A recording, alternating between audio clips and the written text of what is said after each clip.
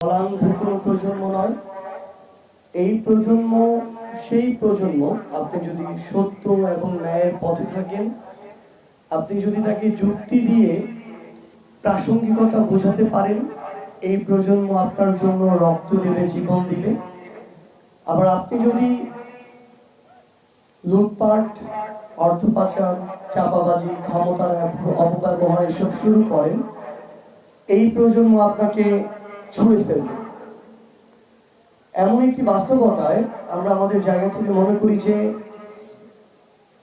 ভারতের যে রাজনৈতিক ও সাংস্কৃতিক আধিপত্য প্রতিরোধের কথা বলা হচ্ছে, আমরা যদি এটি প্রতিরোধ করতে চাই, এই প্রজন্মকে আমার আগে বোঝাতে হবে যে এই আধিপত্যটা কিভাবে করছে।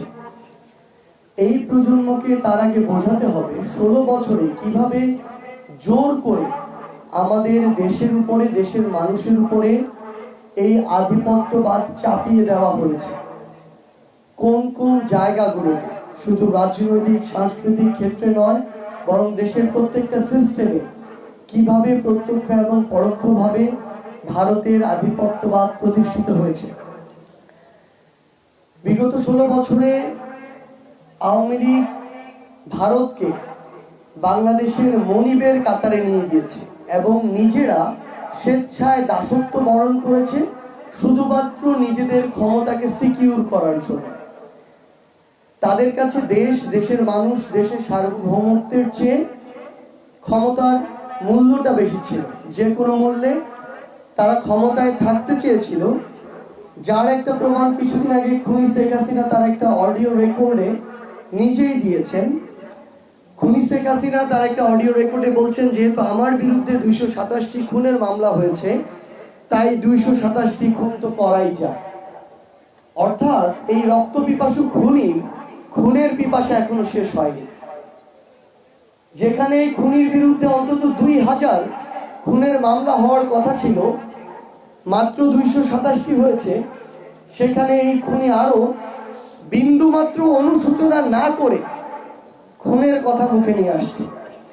এই খুনি গণভবনে তার রুমে তার পরিবারের যে সদস্যরা 15ই আগস্টে নিহত হয়েছেন তাদের ছবি রাখত, যেন প্রতি রাতে ঘুমানোর সময় এবং প্রতিদিন সকালে ঘুম থেকে উঠে তার এই খুনের পিপাসা, নিজের ভিতরের যে ক্রোধ, রাগ, এগুলো যেন জীবন্ত থাকে এবং মানুষের উপরে, তার মতের বাইরে যারা যায় তাদের বিরুদ্ধে যেন এটা জাহির করতে পারে।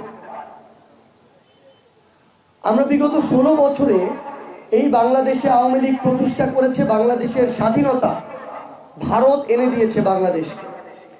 এবং যা আমরা কিছুদিন আগে 16ই ডিসেম্বরে ভারতের প্রধানমন্ত্রী মোদি এবং রাষ্ট্রপতির ফেসবুক পোস্টে, টুইটার পোস্টে আমরা দেখেছি, তারা বাংলাদেশের স্বাধীনতাকে, বাংলাদেশের মুক্তিযুদ্ধকে ভারত পাকিস্তানের যুদ্ধ হিসেবে প্রেজেন্ট করছে। অর্থাৎ তারা ভিতরে ভিতরে যে বিষয়টা এতদিন বিশ্বাস করত, এই বিষয়টা তারা এখন প্রকাশ করছে এবং এতদিন পরোক্ষভাবে এবং অনেক ক্ষেত্রে প্রত্যক্ষভাবে বাংলাদেশের উপরে এই বিশ্বাসটা চাপিয়ে দেওয়ার চেষ্টা করা হয়েছে। আমাদের এখন কাজ হচ্ছে, এই যে আমাদের তরুণ প্রজন্ম যারা নতুন যে কোনো যুক্তি, তথ্য নেয়ার জন্য সবসময় প্রস্তুত, ভালোকে গ্রহণ করার জন্য, খারাপকে ছুঁড়ে ফেলার জন্য, তাদেরকে আসলে বোঝাতে হবে যে একটা দেশ কোনোদিন দুইটা দেশের মধ্যে এমনি এমনি চলে আসে না। একটা দেশ কখনো আন্তর্জাতিক রাজনীতিতে এতটা উদার হয় না যে দুইটা দেশের যুদ্ধের মাঝখানে নিজে অংশগ্রহণ করবে। কারণ একটা যুদ্ধে যে কেউ অংশগ্রহণ করুক না কেন, হারুক অথবা জিতুক, তার সামরিক কিংবা তার সৈনিকের দিক থেকে হোক, রাষ্ট্রের দিক থেকে হোক, অর্থনৈতিক দিক থেকে হোক, তার ক্ষতিগ্রস্ত হওয়ার সম্ভাবনা অবশ্যই থাকবে। হয়তো যে হারবে তার বেশি, যে জিতবে তার কম, কিন্তু ক্ষতিগ্রস্ত হবে। এত বড় একটা দেশ এমনি এমনি বাংলাদেশের এই মুক্তিযুদ্ধে শেষ সময় গিয়ে বাংলাদেশের সাথে অংশগ্রহণ করেনি। আমার এই তরুণ প্রজন্মকে বোঝাতে হবে কিভাবে নিজের যে প্রতিদ্বন্দ্বী রাষ্ট্র পাকিস্তান, সেই পাকিস্তানকে দ্বিখণ্ডিত করার যে সবচেয়ে বড় অন্তর্নিহিত ইচ্ছা, সেই ইচ্ছার বহিঃপ্রকাশ 1971 সালে ভারত করেছে। আমাদের এই তরুণ প্রজন্মকে বোঝাতে হবে যে শুধুমাত্র বাংলাদেশের মানুষের জন্য নয়, বরং নিজের সেভেন সিস্টার্সকে সেভ করার জন্য কিভাবে ভারত এই মুক্তিযুদ্ধে অংশগ্রহণ করেছে। যেই সেভেন সিস্টার্স 71-এর আগে তাদের ভিতরের যে কালচার, মতপার্থক্য, বিভিন্ন ধরনের পরিবেশ পরিস্থিতির কারণে প্রায় বিদ্রোহের মধ্যে থাকতো, ওই সেভেন সিস্টার সংলগ্ন যখন পাকিস্তানের একটি বড় অংশ ছিল, তখন ভারত এটার ভয় পেত যে কখন আমি না দ্বিখণ্ডিত হয়ে যাই। সেই ভারত এটার ভয় থাকতো যে আমার বাংলাদেশের এখন তিন পাশে যেমন ভারত, একইভাবে ভারতের তিন পাশেও এই ভূখণ্ডের বাংলাদেশ আছে। আবার এই ভূখণ্ডের সাথে এক পাশে আমার মিয়ানমার, উপরে নেপাল, ভুটান, পাশে আমার চীন। ভারতের মনে তখন এই ভয়টা এবং এই স্বার্থটা সবচেয়ে বেশি ছিল যে এখন যদি এই সুযোগে আমি পাকিস্তানকে দ্বিখণ্ডিত না করতে পারি, কিংবা এই সহযোগিতাটুকু না করে আমি আমার নিজের সার্বভৌমত্ব রক্ষা করতে পারি, তাহলে কখন না আমি দ্বিখণ্ডিত হই। তো তারা যখন নিজের সার্বভৌমত্ব রক্ষার জন্য এই যুদ্ধে আসলো, তখন এই বাংলাদেশের সবচেয়ে বড় থ্রেটের সম্মুখীন হলো আমাদের সার্বভৌমত্ব। এবং সেই থ্রেট 1971 থেকে শুরু করে এই 24-এর অভ্যুত্থান পরবর্তী সময়ে প্রত্যক্ষ এবং পরোক্ষভাবে ছিল। আমাদের এই তরুণ প্রজন্মকে বোঝাতে হবে যে 71-এর পূর্বে এবং পরে আন্তর্জাতিক যে আমাদের রাজনৈতিক পরাশক্তিগুলো, তাদের যে লবিংগুলো, সেখানে ভারতের সাথে রাশিয়ার কথা বলি, আমরা পাকিস্তানের সাথে চায়না, আমেরিকার কথা বলি, কিংবা আমরা সাউথ এশিয়ার যে অন্তর্নিহিত যে আমাদের রাজনীতিগুলো ছিল, যে বিভিন্ন গ্রুপগুলো ছিল, এগুলোতে নিজের যে ক্ষমতা সেটি টিকিয়ে রাখার জন্য ভারত কিভাবে এখানে অংশগ্রহণ করেছে, এবং সেটি সেই স্বার্থগুলো না থাকলে ভারত যে এই মুক্তিযুদ্ধে অংশগ্রহণ করতো না, এগুলো আমাদের তরুণ প্রজন্মের সামনে তুলে ধরতে হবে। তো আমরা যখন আমাদের জায়গা থেকে এই বিষয়গুলো তুলে ধরতে পারবো, তখন তরুণ প্রজন্মের কাছে এটিকে আমরা খণ্ডন করতে পারবো। আমরা আধিপত্যবাদ যদি খণ্ডন করতে চাই, এই আধিপত্যবাদ যেই প্যারামিটারগুলো দিয়ে তৈরি হয়েছে সেগুলো আমাদের আগে ভাঙতে হবে। আমরা আমাদের জায়গা থেকে মনে করি যে আমরা যদি আমাদের এই ইয়াং জেনারেশনকে এই রিজনগুলো দেখাতে পারি, তাহলে আধিপত্যবাদ ভাঙার যে প্রসেসটা, এটা সাস্টেইন করবে।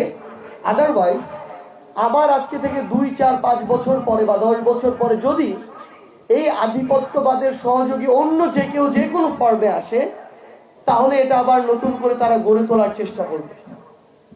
সো আমাদের জায়গা থেকে আপনাদের সকলের প্রতি অনুরোধ থাকবে, যে যার জায়গা থেকে পারে, একজন শিক্ষাবিদ, একজন সিভিল সোসাইটির অংশ, রাজনীতিবিদ, ধর্মীয় যারা নেতা রয়েছেন, সকলে যেন আমরা আমাদের জায়গা থেকে 71-এর সময় এবং তার পরবর্তী সময় ভারতের যে ভূমিকা, যেই ভূমিকাগুলো কোনগুলো ভারতের স্বার্থে ছিল, কোনগুলো আমাদের স্বার্থে ছিল, এগুলো যেন আমরা স্পষ্টভাবে আমাদের লেখায়, কথায়, চিন্তায় তুলে ধরি।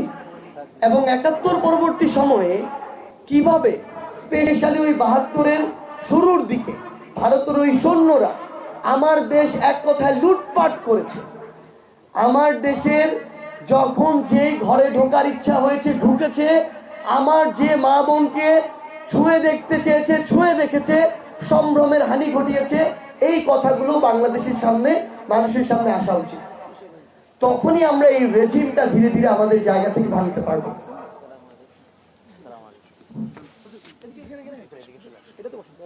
বিভাগ হচ্ছে চট্টগ্রাম। কারণ এ পর্যন্ত এই অভ্যুত্থান পরবর্তী সময়ে চট্টগ্রাম নিয়ে যেই কয়েক আঙ্গিকে অপচেষ্টা চালানো যায়, সেই চেষ্টাগুলোর কিছু নমুনা কিন্তু আমরা দেখেছি। চট্টগ্রাম নিয়ে অপচেষ্টা দেখানো যেতে পারে আমাদের যে সমুদ্র বন্দর রয়েছে এটি থেকে, এই অপচেষ্টা করা যেতে পারে আমাদের পার্বত্য চট্টগ্রাম নিয়ে, এই অপচেষ্টা করা যেতে পারে পার্বত্য চট্টগ্রামে কয়েকভাবে। একটা হচ্ছে ভূমির দিক থেকে, আরেকটা হচ্ছে আমাদের বাঙালি এবং আমাদের যে পাহাড়ি ভাই বোনরা রয়েছে তাদের মধ্যে বিভাজনকে উস্কে দিয়ে। হতে পারে আমাদের চট্টগ্রামে যেহেতু যে কোনো দিক থেকে চিন্তা করি না কেন, বিভিন্ন ধর্মের গুরুত্বপূর্ণ স্থাপনা রয়েছে, সেই ধর্মীয় যে সেন্টিমেন্টগুলো যেমন মুসলিম অমুসলিম সেন্টিমেন্ট কিংবা ধর্মীয় আমাদের যে সাধারণ আমাদের যে নীতি নৈতিকতা মূল্যবোধ চিন্তা ভাবনা, এটার সাথে একটা এক্সট্রিমিস্ট গ্রুপও আবার আমাদের কিছু কিছু জায়গায় বিভিন্ন ধর্মের আমরা লক্ষ্য করছি, তাদের মধ্যে কনফ্লিক্ট ক্রিয়েট করে যেই চেষ্টাগুলো ইতিমধ্যেই আমরা অভ্যুত্থান পরবর্তী সময়ে পার্বত্য চট্টগ্রামে দেখেছি, সেখানে একটি অস্বস্তিকর পরিবেশ তৈরি হয়েছিল। আমাদের ভাই আলিফকে আমরা হারিয়েছি এবং তার পরবর্তী দিনে যেই অনাকাঙ্ক্ষিত ঘটনা, ওই খুনি এবং ফ্যাসিস্টরা নীল নকশা করে এই ঘটনা ঘটিয়েছে, সেটা কিন্তু আমরা ধৈর্যের পরিচয় দিয়ে ঐক্যবদ্ধভাবে প্রতিহত করেছি। তো সবচেয়ে গুরুত্বপূর্ণ বিষয় হচ্ছে এই স্ট্র্যাটেজিক এবং কৌশলগত জায়গা থেকে চট্টগ্রাম বিভাগ এবং এই চট্টগ্রাম বিভাগের আপনারা যারা এখানে রয়েছেন প্রতিনিধি, আপনাদের ভূমিকাটা অনেক বেশি গুরুত্বপূর্ণ। কারণ আমরা আমাদের জায়গা থেকে মনে করি ভূ রাজনৈতিকভাবে চট্টগ্রামকে যদি আমরা নিরাপদ রাখতে পারি, আমরা বাংলাদেশকে নিরাপদ রাখতে পারি। সেই জায়গায় অন্তত যখন আমার সার্বভৌমত্বের প্রশ্ন আসবে, যখন আমার রাষ্ট্রকে নিয়ে ষড়যন্ত্রের প্রশ্ন আসবে, তখন যেন আমরা দল মত ধর্ম বর্ণ সবকিছু নির্বিশেষে ঐক্যবদ্ধ থাকি, এই আহ্বানটি আমাদের জায়গা থেকে থাকবে। আমাদের জায়গা থেকে ভারতের একটি গুরুত্বপূর্ণ বিষয় নিয়ে আলোচনা করা দরকার, সাংস্কৃতিক যে আগ্রাসন আধিপত্য। ভারত এই বাংলাদেশে বিগত বছরগুলোতে প্রত্যেকটি জায়গায় যে আগ্রাসনগুলো চালিয়েছিল, এর মধ্যে সবচেয়ে হিংস্র এবং গুরুত্বপূর্ণ একটি আগ্রাসন হচ্ছে সাংস্কৃতিক আগ্রাসন। কারণ আমরা যা, এটাই কিন্তু আমাদের সংস্কৃতি। আমরা যেভাবে খাই, চলি, পড়ি, পোশাক পরি, কথা বলি, এই বিষয়গুলো আমাদের সংস্কৃতির অন্তর্ভুক্ত।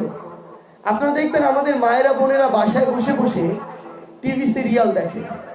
বাংলাদেশে যে বিদেশি চ্যানেলগুলো 90% অধিক হচ্ছে ভারতীয় চ্যানেল। আপনি একইভাবে বিপরীত ক্রমে দেখেন, ভারতে বাংলাদেশের একটি চ্যানেলও তারা প্রচার করতে দেয় না। এখন আমরা আমাদের পারিবারিক যে মূল্যবোধ, মেলামেশা, সম্পর্ক, এগুলোতে ধীরে ধীরে ফাটল দেখি, ভাঙন দেখি। আপনি দেখবেন ওই স্টার জলসা থেকে শুরু করে স্টার প্লাস যত চ্যানেল রয়েছে, এখানে যত পারিবারিক শো দেখানো হয়, এগুলো পারিবারিক শো নয়, এগুলো হচ্ছে পারিবারিক শো এর নামে পারিবারিক দ্বন্দ্ব, কলহ, বিশৃঙ্খলা, গুটিবাজি, কূটনামি এসব দেখানো হয়। এবং এই জিনিসগুলো প্রত্যেকটি পরিবারে, আমাদের চিন্তা ভাবনা যত ভালোই হোক না কেন, ধীরে ধীরে আমাদের মনস্তত্ত্বে প্রভাব ফেলে। আমার সম্পর্কে কাউকে যখন একটা কথা একবার বলা হয়, তার সাথে আমার সম্পর্ক যত ভালোই থাকুক না কেন, একবারে প্রভাবিত না হলে যখন এটা 10 বার, 20 বার, 50 বার বলা হয়, বছরের পর বছর ধরে বলা হয়, এটা আমার মনস্তত্ত্বে প্রভাব ফেলে।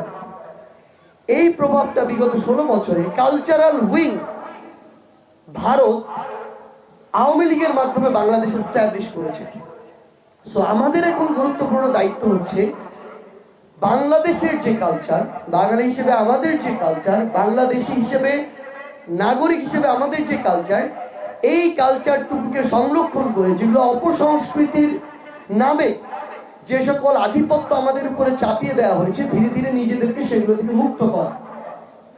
এবং আমরা আমাদের জায়গা থেকে মনে করি এই যে ভারত আওয়ামী লীগের মাধ্যমে আমাদের উপরে এই সফট পাওয়ার অ্যাপ্লাই করেছে এতদিন ধরে, আমাদের আগে এই সফট পাওয়ার নিজেদের এমন যেটা আমাদের সক্রিয়, আমাদের সেটা আগে নতুন করে আমাদের তৈরি করার প্রসেসে যেতে হবে।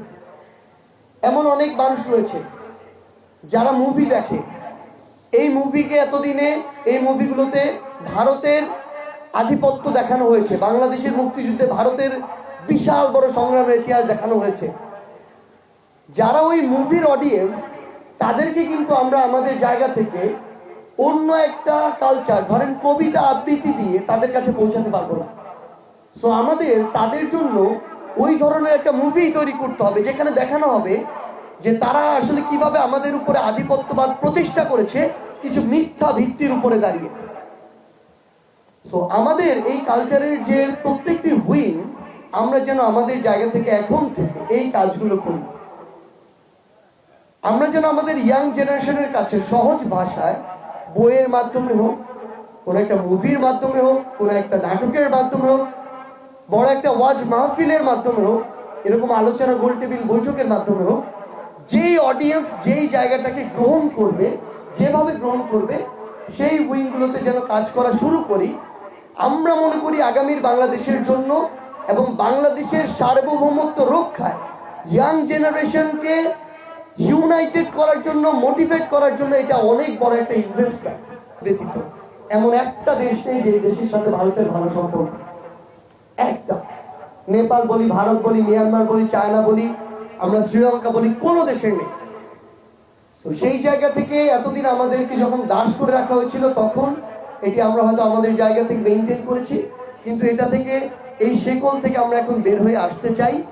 এবং আমরা শুধু ভারতকে স্পষ্ট একটা মেসেজ দিতে চাই, যেই খুনি শেখ হাসিনা 2000 মানুষকে খুন করেছে, যেই খুনি হাসিনাকে বাংলাদেশের মানুষ উৎখাত করেছে, বিতাড়িত করেছে, তাকে আশ্রয় দিয়ে পুরো বাংলাদেশের মানুষের সেন্টিমেন্টের বিপক্ষে আপনারা অবস্থান করছেন। এটা আপনাদের পররাষ্ট্রনীতির অনেক বড় একটা দুর্বলতা। আমরা মনে করি খুনি শেখ হাসিনার জায়গা যেখানে, বাংলাদেশের ওই বিচারের মঞ্চ, সেখানে তাকে পাঠানোর জন্য আপনার ব্যবস্থা করুন। আমরা আমাদের জায়গা থেকে স্পষ্ট করে বলি, আগামীর বাংলাদেশের সাথে ভারতের প্রত্যেকটি সম্পর্ক ভারত বাংলাদেশকে কাজের মাধ্যমে যেভাবে ট্রিট করছে তার উপরে নির্ভর করবে। এই সম্পর্ক যদি শোষণের হয়, আধিপত্যবাদের হয়, তাহলে এই সম্পর্ক খুব একটা স্থায়ী হবে না। যদি এই সম্পর্ক সম্মানের হয়, সমতার হয়, সার্বভৌমত্ব বজায় রাখার হয়, তাহলে আগামীর যে আমাদের সম্পর্ক, সেই সম্পর্ক টিকে থাকবে। এবং আমরা শুধু একটি জিনিসই বলি, ধর্মীয় মতবাদকে পুঁজি করে যেই আধিপত্যবাদ ভারত করার চেষ্টা করছিল, এবং সেটা থেকে বের হয়ে এসে যে অসংখ্য আধিপত্যবাদ কায়েম করে এবং ডমিনেট করে এই অঞ্চলে ভারত পরাশক্তি হয়ে উঠতে চায়, এই নীল নকশা শুধু বাংলাদেশ নয়, এই অঞ্চল, এই উপমহাদেশ, এই রিজিয়নের যে আগামীর প্রজন্ম, তারা এগুলোতে আর বিশ্বাস করে না। সো আমরা আপনাদেরকে সহ পুরো বাংলাদেশকে অনুরোধ করবো, শুধু ভারত নয়, পৃথিবীর যে কোনো দেশের আধিপত্যবাদের বিরুদ্ধে আমাদের অবস্থান সবসময় থাকুক। এবং এটি প্রয়োজনে আমরা আমাদের জীবনের বিনিময়েও আমাদের দেশের, আমাদের মানুষের সার্বভৌমত্ব রক্ষা করব। এবং আমরা বিশ্বাস করি ইসলামী আন্দোলন বাংলাদেশের মতো বাংলাদেশের প্রত্যেকটি রাজনৈতিক দল এবং প্ল্যাটফর্ম এই লড়াই ঐক্যবদ্ধভাবে লড়বে। আমরা যদি ঐক্যবদ্ধ থাকি, কেউ আমাদেরকে বিন্দুমাত্র টলাতে পারবে না। ইনশাআল্লাহ আমাদের দেখা হবে হয় রাজপথের সংগ্রামে অথবা বিজয়। ইনকিলাব জিন্দাবাদ।